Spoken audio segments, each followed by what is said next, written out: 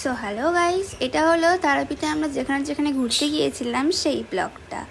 এটা হলো ভাব সেবা আশ্রম সংঘ। এই ভিডিও তোমরা শর্টেও দেখেছো, তোমাদের আবার লংয়েও দেখালাম, কারণ এখানে আমরা গিয়েছিলাম যেহেতু।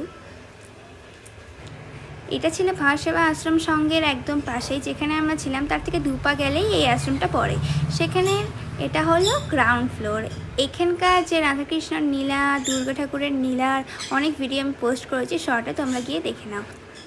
এরপর আমরা চলে যাই বাকি মন্দিরগুলো দর্শন করতে।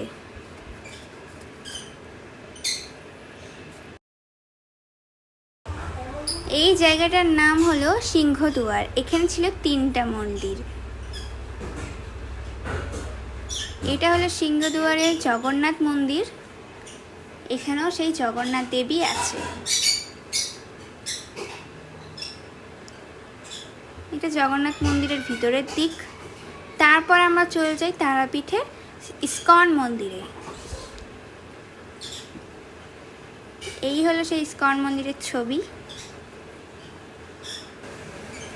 এরপরে চলে এসে আমরা এই স্থানে। এটি একজনের জন্মস্থান, কিন্তু কার জন্মস্থান সেটা তোমরাই কমেন্ট করে জানাও।